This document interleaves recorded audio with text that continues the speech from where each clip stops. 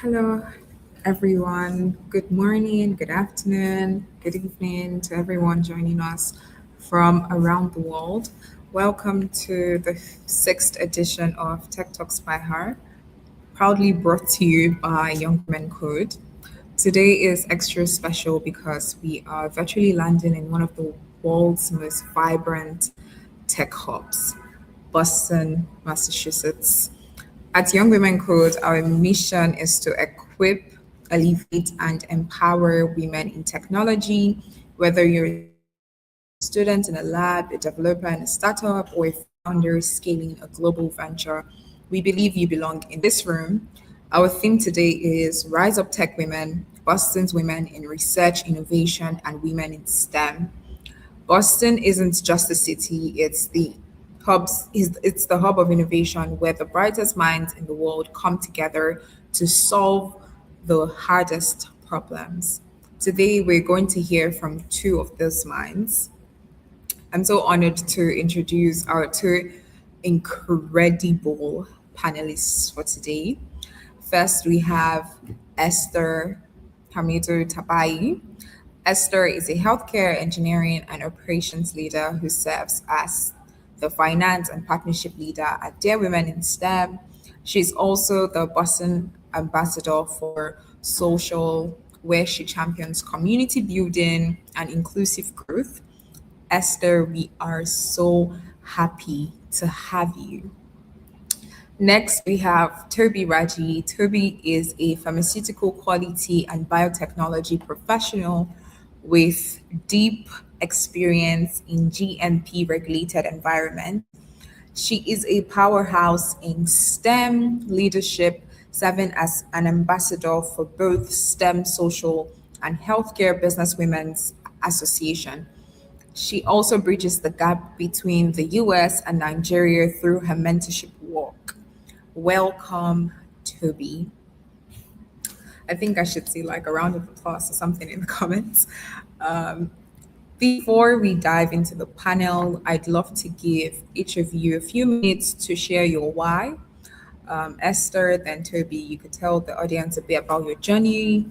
What's was the spark that led you into healthcare engineering and pharmaceutical quality, and what keeps you passionate about innovation today?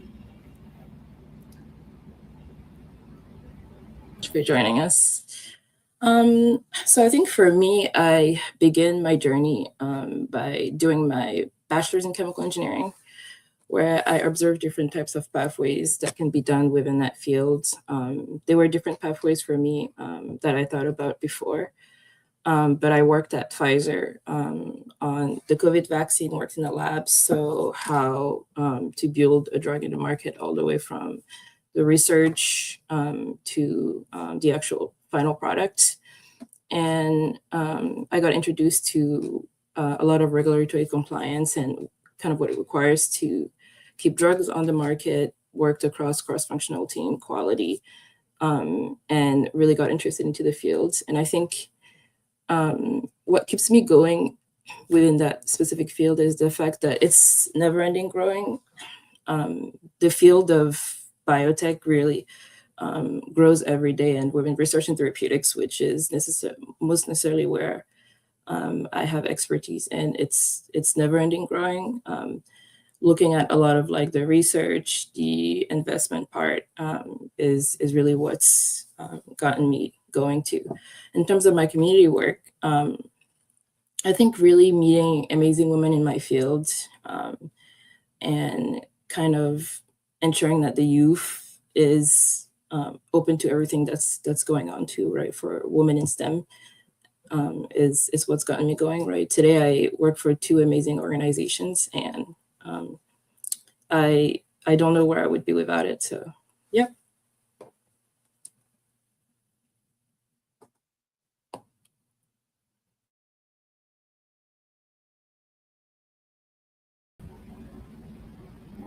Okay, thank you so much, Esther. So, Toby, can we hear from you your why and what keeps you going?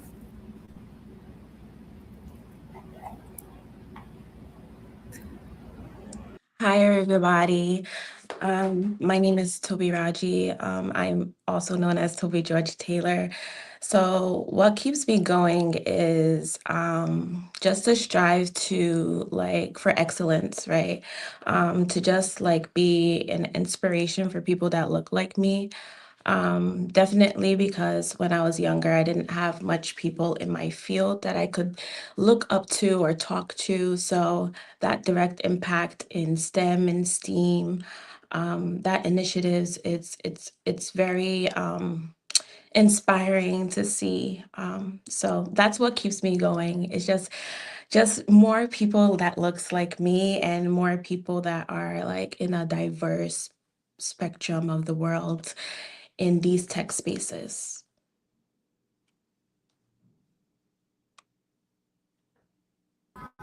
Thank you so much. Hearing from both of you, it's very clear that precision and purpose are common threads in both of your lives. So we would move into our panel discussion now. So, well, for both of you that live in Boston, Boston is the world's capital for biotech and innovation. From your perspectives in healthcare engineering and quality systems, how does this city's unique ecosystem help women move forward from the lab bench into strategic leadership roles? I think we can start with you, Esther. I mean, just kind of like what you said, right? It's important to consider that Boston is considered a global hub of innovation, not only because of its universities or industries, but also because of how interconnected it is, right?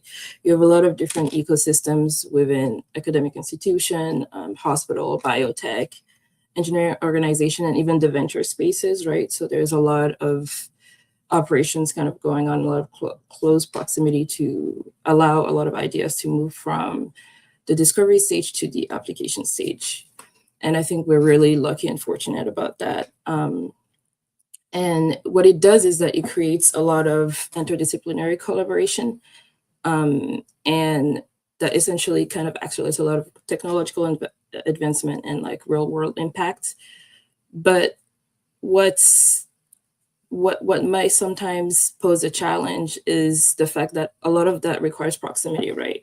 And what proximity doesn't always mean is equity, right? So if you look at the Boston ecosystem, there's a lot of informal networks, and if you're not necessarily aware of the networking happening, what in the market is shaping access to a lot of leadership and these networks, you're not necessarily always up to par with understanding kind of how to rise into some of these systems. And so while representation is really good in technical roles, right, decision making and executive leadership also shape a lot of those spaces. And unfortunately, sometimes it means less inclusivity. So having more access to intellectual capital and mentorship is also really important. And I think that Boston reflects a lot of that possibility and responsibility, I would say, as a hub, right? Because you have two top also business school, so a lot of access to seeing women who want to rise and who want to lead within this space in the hub. But the challenge is still lies, right, unfortunately, into ensuring that leadership pathways are there alongside innovation, and that women are not only contributing to progress, but also shaping its direction.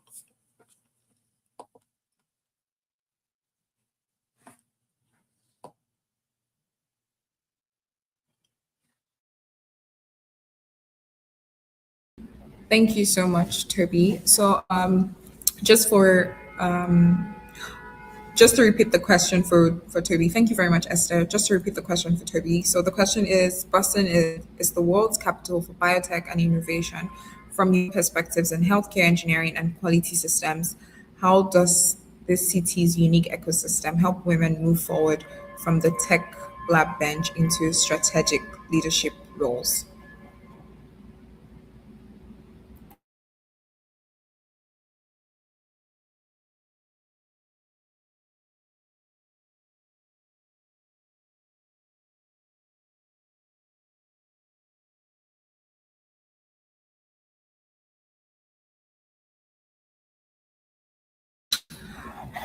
Okay. I think Toby is having some technical challenges. So Esther, for you, Esther, you focus heavily on strategic collaborations and funding at Dear Women in STEM.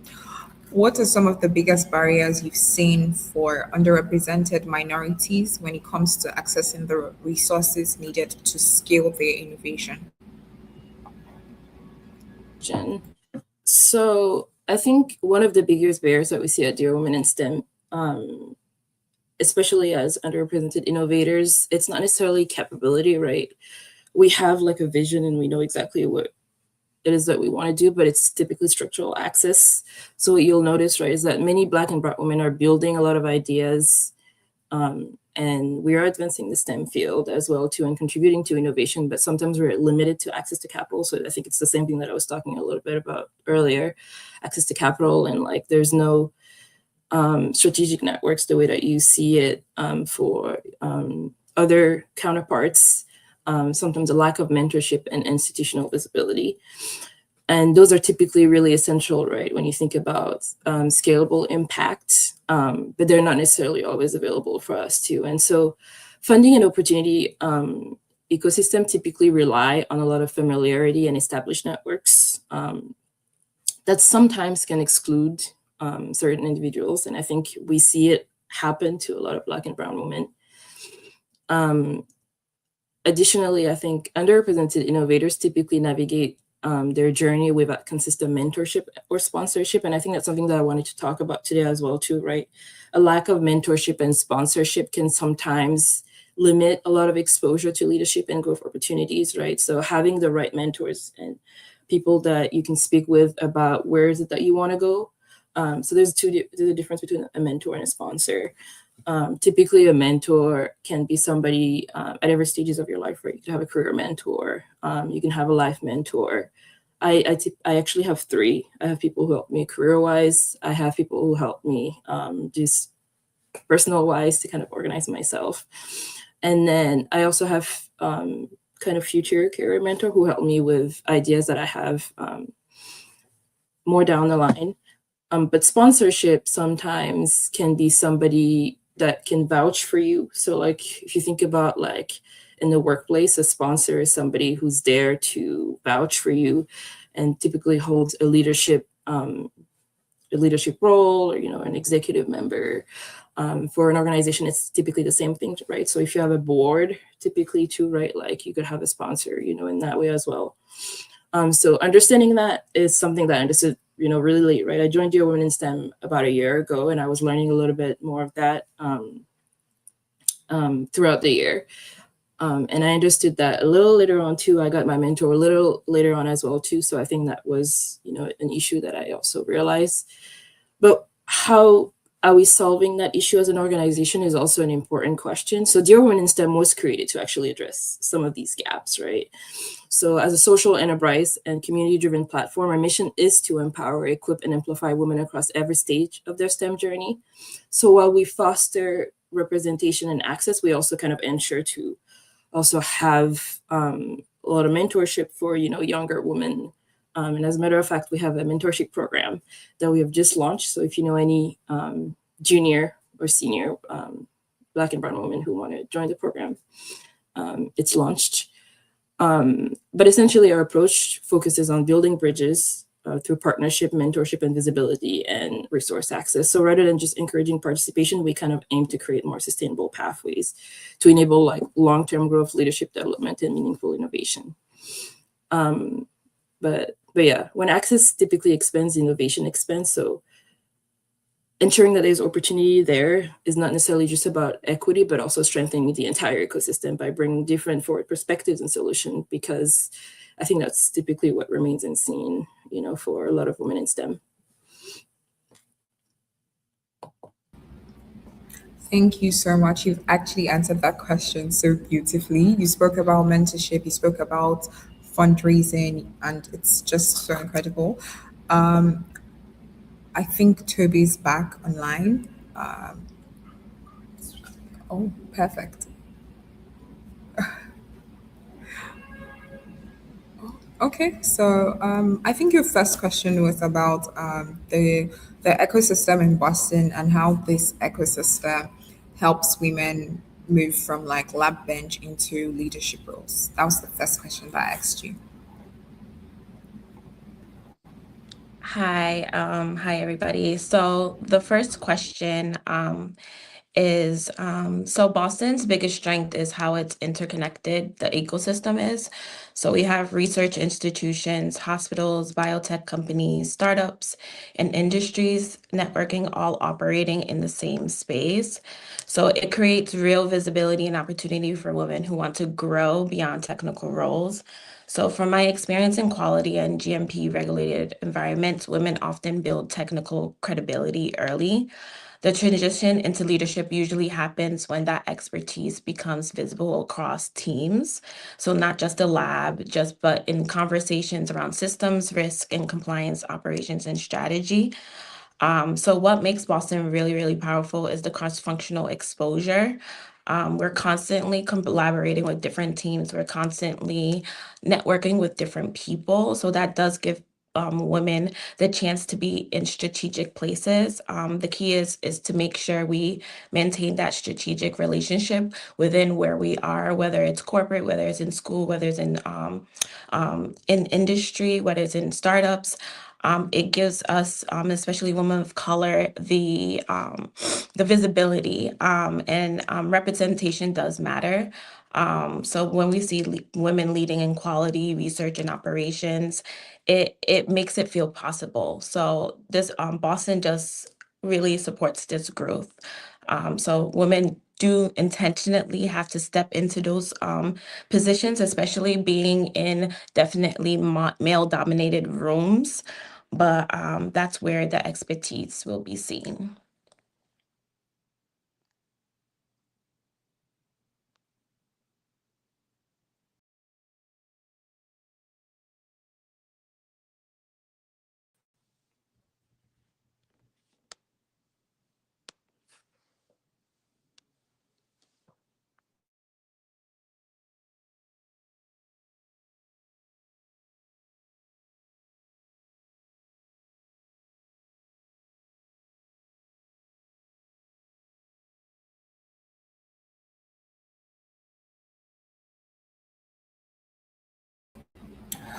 My apologies. I said your work in pharmaceutical quality requires extreme attention to detail.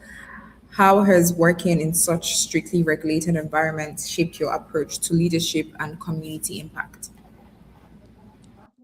So apologies, my camera was flipped in the previous, but what this role has been to for strategic impact was is definitely being in quality. You have to be very, very detailed oriented. And what in this field, we have to be like quality, we call it a quality mindset. So it's really detailed oriented, make sure you're catching everything in as because we're the checkers, we're the ones that make sure like everything is up to the teeth because sometimes the product we're working on is going to a patient. So that does definitely help with strategic impact because being detailed oriented, having a voice, having that word, you have that voice, so you are in those rooms.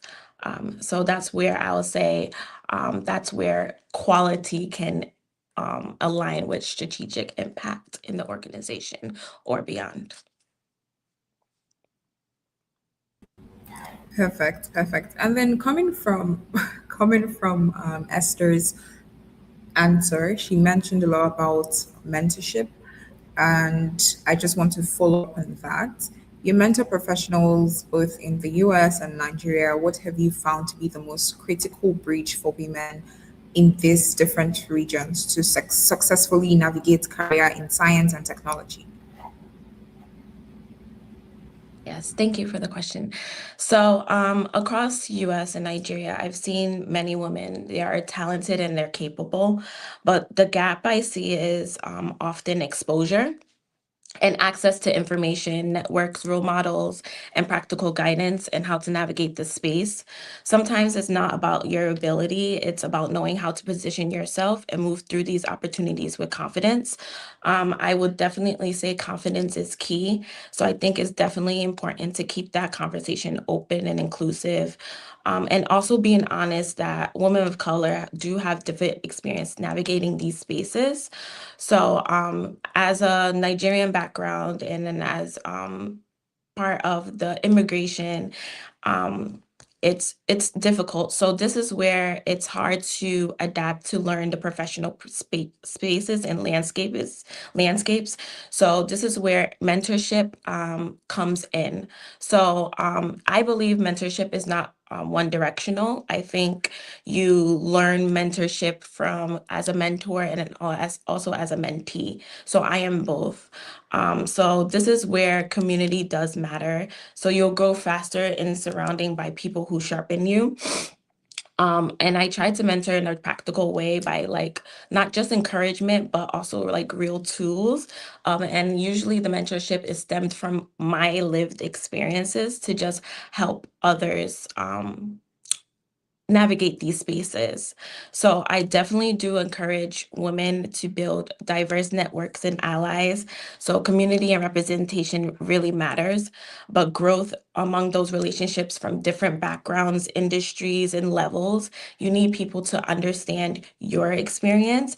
And also you need allies. Allies is really, really big. So allies help advocate for you in rooms that you are not in. They help position you in a position that you want to be in, and they understand your lived experiences as well. Mentors, sponsors, allies, those are the people that can advocate for you and expand your opportunities. So I think the conversations that we have is just more of access and communicating our opportunities both locally and globally. If you see somebody that you aspire to be or you look up to, have a conversation with them, say, get to know them, and then see maybe that can go into a mentorship. Sometimes you don't have to limit to yourself to one mentor. You may have different mentors for different aspects of your life or different aspects of your career or your growth in the industry or personally as well. So I always say, like, don't ever shrink yourself to succeed. You are excellent. You're great. Just be confident. Maintain that confidence as you walk into those rooms, as you talk to people, and then people get inspired by that because they know that you know what you want and you want to lead.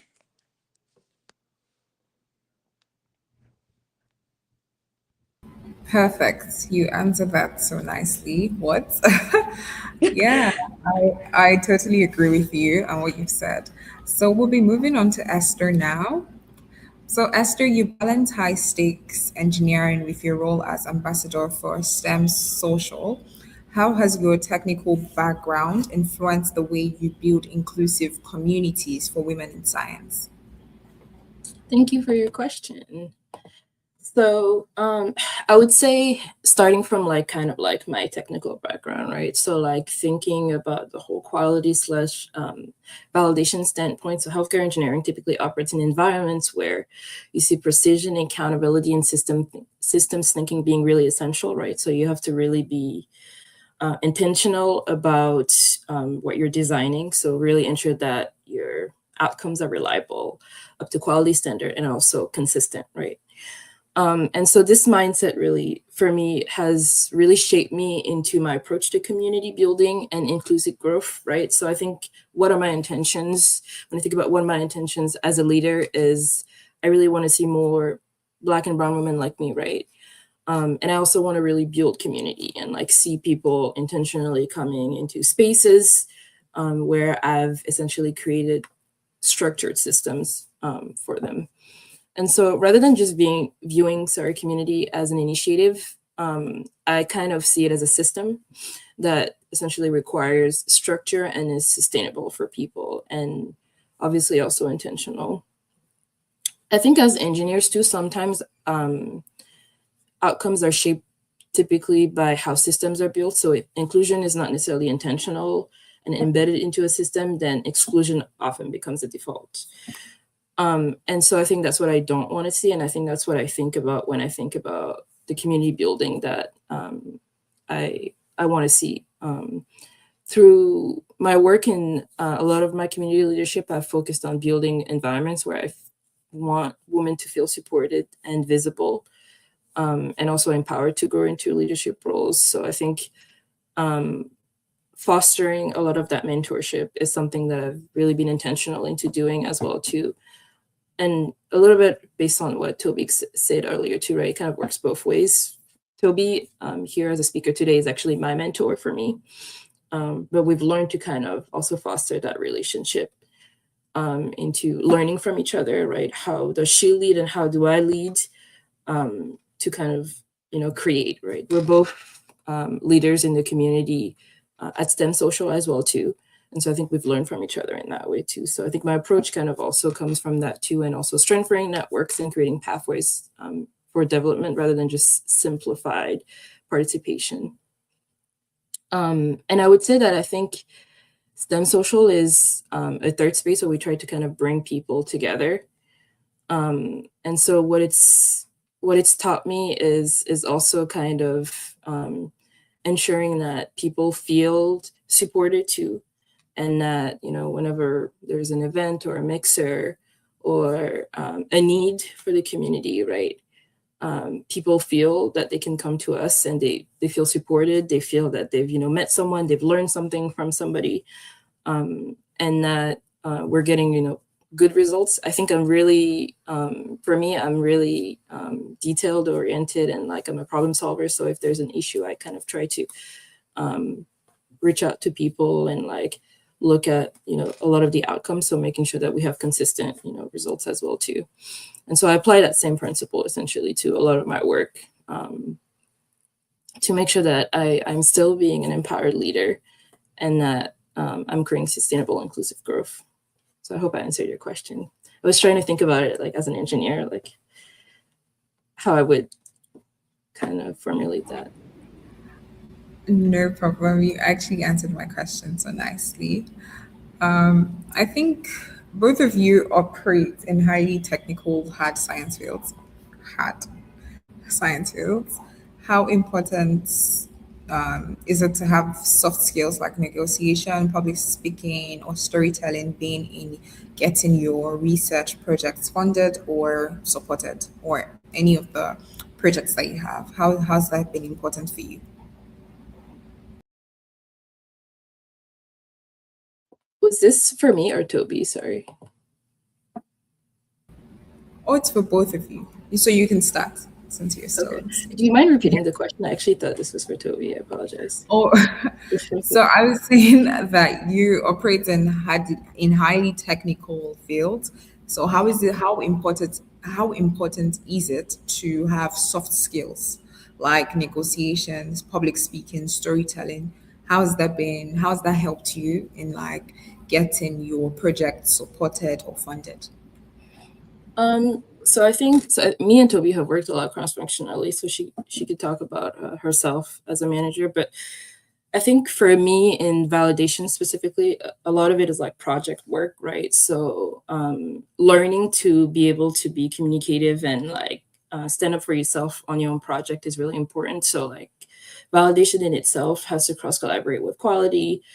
Sometime we're essentially we're called the engineering team. We have to cross collaborate with sometimes quality control, different types of research teams. So ensuring that you're able to kind of like speak up for yourself within the project scope that you're given is really important. So I think soft skills are important, right? If you're too shy, not communicative enough, sometimes you're not heard enough to in spaces where you should be because you're the responsible owner of your project. And then I think negotiation skills too, right? So being, I think that's a great question that you asked too, right? Being a Black and brown woman, thinking about like when I'm going to go to this next job, how will I negotiate my salary? Where do I stand in terms of the skill set that I have to, right? Like learning to be able to do that is really important. And I think this is where mentorship is also really important too, right? I think a lot of the skills that I've developed, and Toby maybe can talk about that for that same question.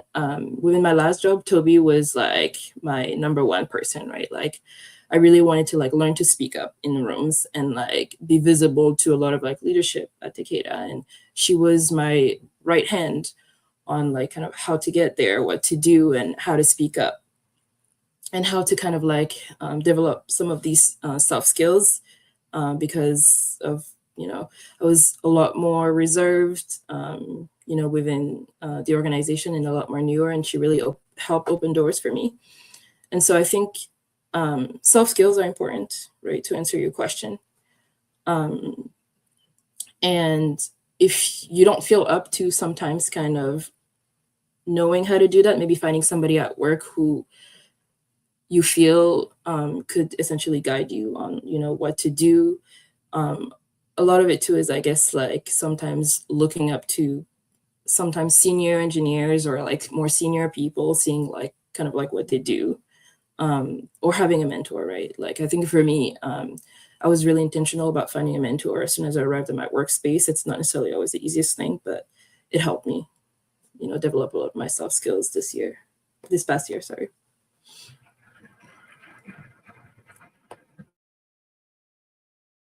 Perfect. You actually answered that so nicely. I think I'm going to also repeat the question for Toby. So, so the question is, hi Toby. Hi. The question is, how important is it to have soft skills like negotiation, public speaking, or storytelling? And how has this said soft skills, how has that helped you in like getting your projects supported or funded? Yes, thank you for the question. Having those soft skills are very, very important, especially public speaking and communication. We need to learn how to speak up for ourselves because at the end of the day, no one is going to know us best than ourselves. So, in those spaces or any places that you're in, using those soft skills are very to an advantage because this is where you are noticed in these rooms. These are where you are noticed in places where it can bridge you into different places as well, network with different people as well. Um, and then also, as Esther did say, we have a mentor-mentee relationship. This is where those soft skills can be enhanced more. There's been sessions where we will like do a run through or a dry run of something that if we want to like propose something to somebody or propose something that is like needs to be practiced, we'll use each other as a soundboard. So that's where it has the benefit of having somebody that you can connect with doing that as well. Um, and yes, and I hope I answered your question. Yes, you answered my question so nicely. Yeah, you answered it nicely. So I have another question. This is just to put it out there. So Boston is famous for its, networking events and various social activities. So for someone like me who might be very shy, and an introvert or new to the city, what is your advice for building professional tribe that actually supports your growth?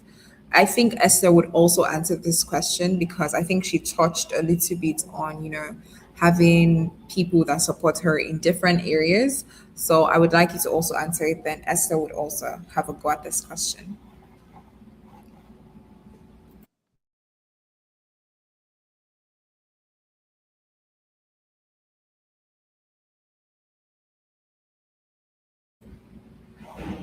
Okay, so the question is, Boston is famous for its networking events. Um, for someone who is, shy or introverted or new to the city, what is your best advice for building professional tribe that actually supports their growth?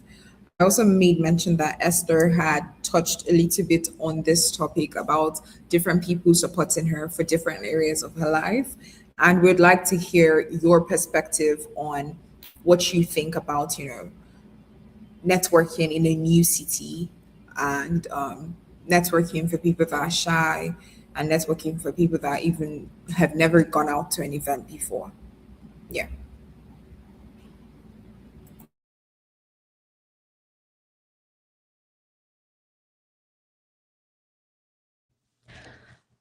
So yes, Boston is known for its networking and social. So as Esther said previously, we're part of STEM Social, so it's a third space for the Black community in STEM. As we are the Boston ambassadors, definitely using those events. And then for a person that's an introvert, I'm an introvert. Um, but when I get to the networking events, I literally tell myself, okay, let's go and talk. Let's go and meet people. Let's network. So I have to give myself a pep talk because I am an introverted introvert. So I was a person that came into the new city as well of Boston. So my best advice for the person is if they want to build their professional tribe, is to continue to attend these networking events. There's multiple networking events that happens. Corporate companies love doing networking events. The schools around here love doing networking events. If you go on Eventbrite, you can see all those multiple apps that do advertise networking events. You can see that networking events is all around. So that's where I say start going to. You get to meet a network, you get to meet people. I've met multiple people through networking events. And then also Esther, I dub her as the networking queen. She inspired me to like go into these networking events. So this is where I say a mentee mentor relationship can go hand in hand. She also inspired me to go into more networking events, um, talking to people, reaching out, setting my personal brand, and then following up with people. So as an introvert, just give yourself a pep talk, go into the networking events, maintain the confidence, keep continuing to network with people because you never know who you will talk to. I love that. Thank you so much, Toby.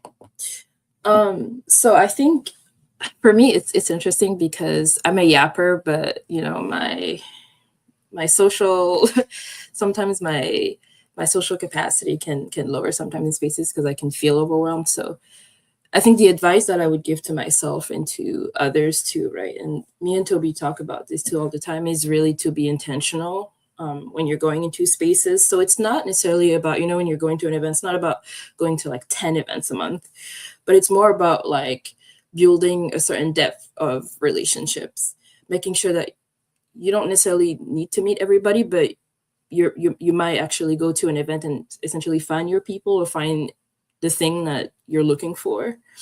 And starting small and being really intentional is actually really important. So go to spaces that typically align with your values and your goals. So whether it's an industry meetup or a mission-driven community, or an identity-based groups where you feel seen and heard, I think that's typically more important. And that's where sometimes people, make mistakes when they're just, over-centering themselves when they should really focus on what is it that they're looking for and they want.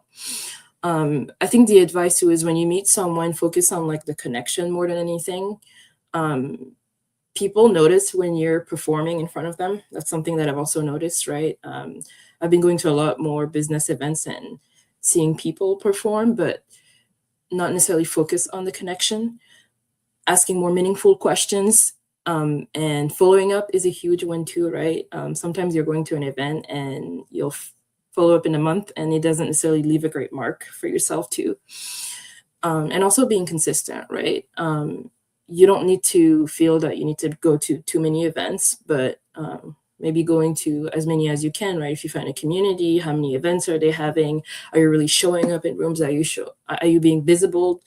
Do people know you by name? And also building is also something that has kind of inspired me to think about that. Many people, I would say, network only because they want something. But sometimes it's also good to think about building through mutual support over time. So sharing opportunities with others, checking in, right? Celebrating wins. I think that's something that Toby is so good at too, right? Like whenever we have one little thing, we're always like celebrating each other, checking in almost all the time too, right? And sharing also opportunities. Both her and I are in STEM social, right? Together too, also because of that too. And also be someone that others can like rely on. I didn't realize how important that was too, until I started building. It feels good for somebody to be like, oh, I'm looking for this, this, and this. Could you please connect me with this? So being a reliable individual is really important because I think that's how relationships turn into community. And then maybe lastly, create the space that you wish existed. So I think when I met Lillian for Dear Women in STEM, I think she told me about why she built Dear Women in STEM and how it was kind of like a letter that she was writing to to herself.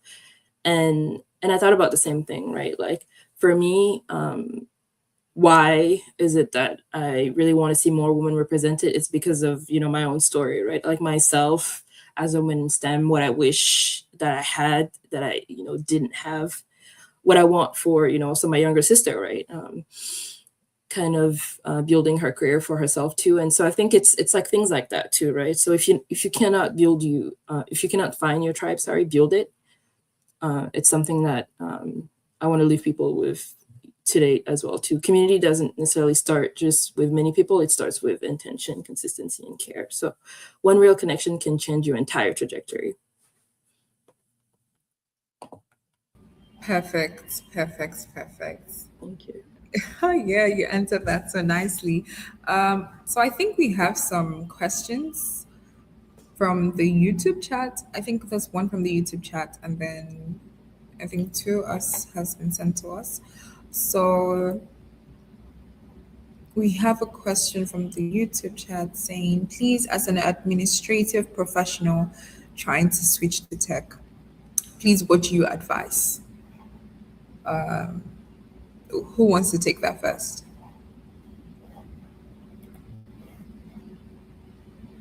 You can take it.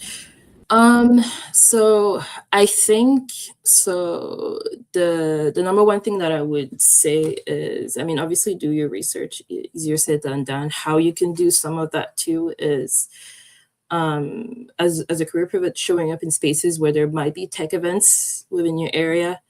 So look at your network around your area of people in tech. Try to kind of like meet people and talk to them about who you are and like what you might want to do. I think that's like where to start, is finding people that might be available to talk about that pivot that you might want to do. The second part of your research is I'm not exactly sure what, I think if you could maybe be more specific in your question, what type of, you know, technical role you're looking for, but look at any certifications, you know, that might be needed. I think for tech, sometimes they have like camps or like things that you can do, certificates that you can get as well to pivot faster. Again, because I'm not exactly sure of the role, I couldn't necessarily tell you, but you can also reach out to us at Dear Women in STEM, and I could look at people to connect you with as well. Perfect. I think I think somebody else has a similar question. It's all related. I think this one is more Boston based. So it says, what advice would you give a student who feels they don't have enough research experience to apply to a role in Boston? So I think it's more similar with the first question. If you think otherwise, please answer the question.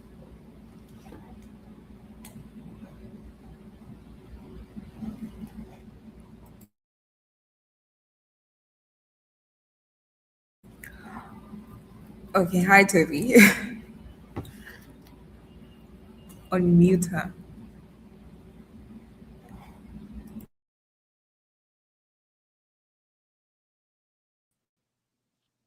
Hi, everybody. Um, Okay, yeah, we can hear you now. Perfect. So the first question was, I think the first question was from YouTube saying, please, as an administrative professional trying to switch to tech, please, what do you advise? That's the first question. And we have one from someone in our community asking, what advice would you give to a student who feels they don't have enough research experience to apply for a role in Boston? Okay. So my advice for a person that doesn't have enough research to apply for a role in Boston, um, I would say continue to still apply. Don't discourage yourself not to apply. You never know what the person will offer you once you get into those spaces, and utilize what you did in school. Like, definitely, there's times where we don't know that it is experience that we've done while we were in school, while we are in university, or if it's outside of the university and school. Those are applied skills that can be helped in like looking for. Um, Roles in Boston Tech. So never feel intimidated by this. I think I get this question all the time because they say, oh, I'm applying for this internship or this role where they said I need 5 years of lab experience and I don't have any. And then when we deep dive and talk about your experience, then we find out that you have experience over there. So definitely, I would say still continue to be confident in what you're doing and also look at all of your experience as a total. Sometimes we minimize the experiences that we have in terms of internship, workplaces, school, and you can utilize that and get into the tech world, the Boston tech world.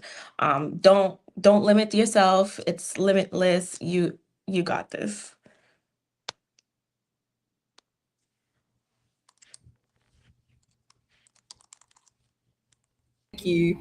Thank you. Thank you so much. I'm sure I think her question has been answered. I hope so. Okay, I think she responded and said thank you so much. Um, yeah, she said thank you so much to the both of you.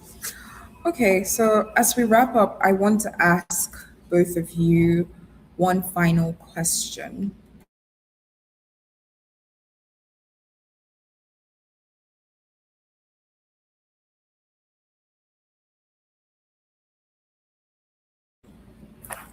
Okay, I want to, can you hear me? Perfect. So as we wrap up, I want to ask you both one final question. At Young Women Code, we believe every woman has the potential to be unstoppable. What is one specific change you want to see in the global STEM landscape to ensure the next generation of women has the support not just to enter these fields, but to lead them?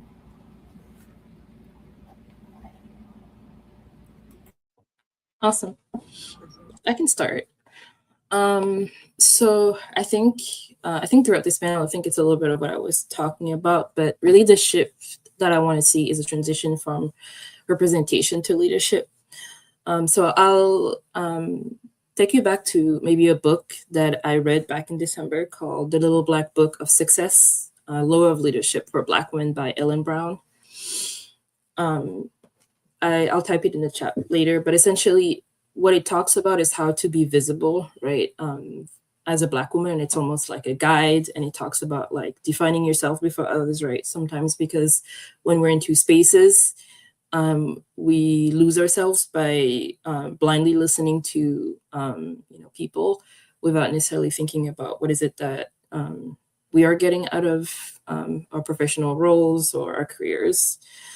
She also talks about how many Black women shrink in the workplace by overworking themselves and not pouring enough into themselves and not really thinking about what type of authoritarian leadership do they want within their own selves to whenever they're in managerial roles or like more senior roles. And the other important thing too is understanding that success requires discipline, and not just talent. So systems aren't always built for us, but are we also going to the workplace and helping build systems that we want to see? And she talks about like the strategic relationship too, that essentially is really important too. But essentially, I would say, to answer your question, right, I think over the past decade, there's been a lot of progress in increasing the number of women entering the STEM field. But representation alone doesn't necessarily guarantee influence or transformation.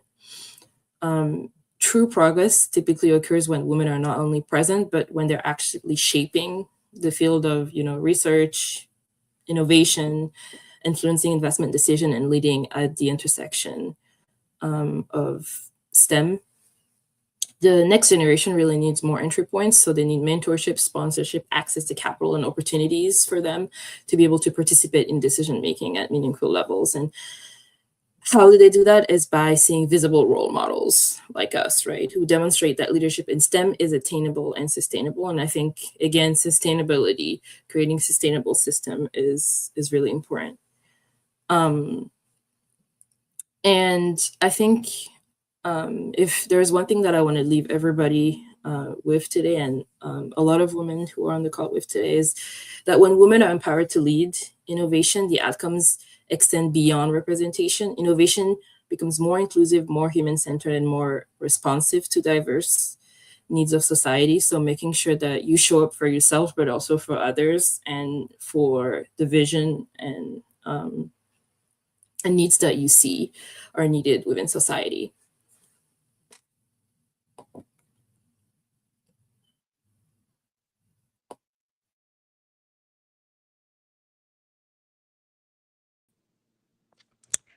And to answer that question, definitely, I feel like for us to be in spaces in tech, in STEAM and STEM, and also not to just get into the industry, but to lead them, it definitely starts when we're young. That's where we take all the information that we learn and we apply it as in our adulthoods. So if I feel like this is a call for all of us that is in this field to pour into somebody like younger than us, or pour into somebody that may be intimidated by science or tech or arts. Or engineering, all in within the STEAM spectrum. If they're intimidated, try to pour into them and give them that confidence. I think that's the first step, because once they see people like us who they can connect with, that's when they'll feel encouraged and their confidence is boosted to move forward into that. So moving into STEM, moving into this tech field is definitely needed. So I feel like representation definitely matters. We can start in our educational systems of like showing these careers that we can do, and then also showing careers that is not also just showing that you can only just be an engineer or you can only just be a lab tech. There's so much careers that you can go through the tech spaces. And I would say my biggest advice is don't let intimidation silence you before you even begin. Especially coming from the life science industry, it can be overwhelming, it could be technical, it could be highly regulated, and sometimes full of language and systems, but it may not make you feel inclusive, but know that you belong and you are making your path. You're making your path for the future and for the generations behind you. And so that's what I'll say for that question.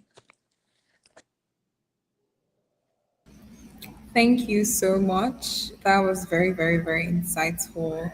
Wow, I cannot believe that we've actually come to the end of this panel discussion. I wish I could ask you more questions. Hopefully, somebody in the comments actually says, I have one more question, and I can keep you guys a little bit longer. But gone. Unfortunately, nobody did that. So we're going to end now. Thank you so much. Thank you, Esther. Thank you, Toby. Thank you for your time and the wisdom that you have, left here today. And thank you to everyone who tuned in. Um, if you felt very inspired today, as Esther said, you can actually reach out to Dear Women in STEM, and I think she can put you on. You can also reach out to Girls Stat. You can reach out to Women in Tech. You can also reach out to Young Women Code, and we will, help you find your path. I think the lady with the question about switching roles, you can actually reach out to Esther or you can reach out to myself, and we would help you in your tech journey. Thank you, everyone that has joined in. If you felt inspired today, don't let the conversation end here. I would really hope that the conversation doesn't end here and we actually take it further. You can join Young Women Code community or Dear Women in STEM community, and we will keep on pushing on together until women in the ecosystem actually start leading and taking up more space. Thank you very much. And we have come to the end. Sorry, we've come to the end of this panel. Wow. Thank you so much, Boston. It's been really, really nice. I hope to see you some other time. Goodbye. Goodbye. Thank you so much for having us. Yeah, thank you.